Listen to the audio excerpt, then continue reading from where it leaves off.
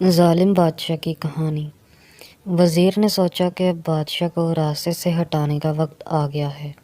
ایک بادشاہ بہت ظالم اور جابر تھا۔ اس کی ہیبت کے قصے سارے ملک میں مشہور تھے۔ لوگ اس سے نفرت کرتے تھے اور اس کا نام آتے ہی لوگ کانپنے لگتے تھے۔ ایک دن جانے کیا ہوا، بادشاہ نے سارے شہر کو مدعو کیا کہ ایک اہم اعلان کرنا ہے۔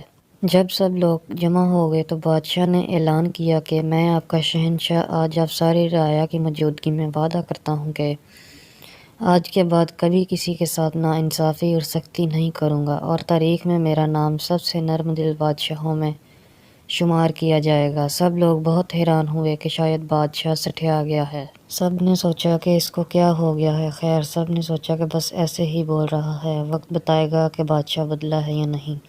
بادشاہ دراصل بالکل بدل چکا تھا اور ساری عوام اس سے بہت خوش تھی۔ کئی مہینے بعد بادشاہ اسی طرح رہا۔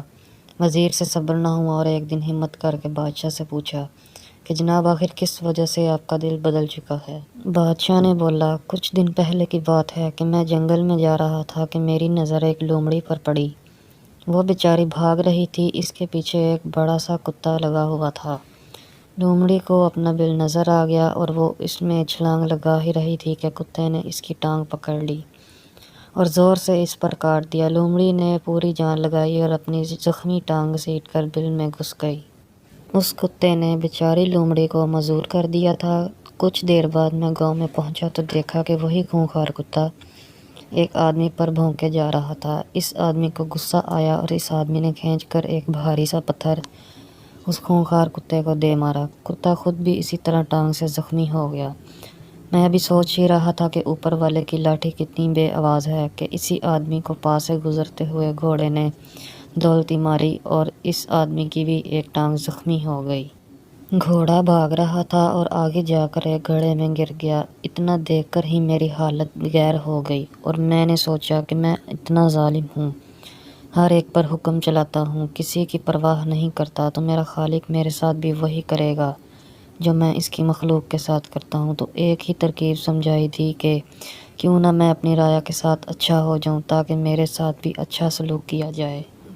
بس اتنی سی بات تھی۔ وزیر ایک عیار اور مکار آدمی تھا۔ بادشاہ کی کہانی سن کر بھی اس کا دل نہ پسیجا۔ بے حس آدمی ادھر سے اٹھا اور دل میں سوچا کہ بادشاہ فارغ ہو چکا ہے، یہی وقت ہے کہ میں اس کا تخت ہتھیا لوں۔ ایسی غلیظ سوچ ابھی اس کے دماغ کی دہلیز پر ہی تھی کہ خالق کا نظام کام میں جٹ گیا اور گھٹیا وزیر دھڑم سے سیڑھیوں سے گرا اور اس کی گردن دو ٹکڑے ہو گئے۔ نتیجہ، جیسی کرنی ویسی بھرنی۔ کسی کے ساتھ برا کر کے یہ کبھی مت سمجھنا کہ کسی نے نہیں دیکھا، میں بچ گیا ہوں۔ جو دیکھ رہا ہے جب وہ پکڑ کرتا ہے تو بڑے سے بڑا سلطان گھٹنے ٹیک دیتا ہے۔ اچھا کرو اور صلے کی امید لوگوں سے کبھی مت رکھو، اور برا کرو تو یاد رکھو کہ اب ہمیں زمین پناہ نہیں دے گی، اور پھر چپ کر کے اپنے گناہوں کا خمیازہ بھگتو۔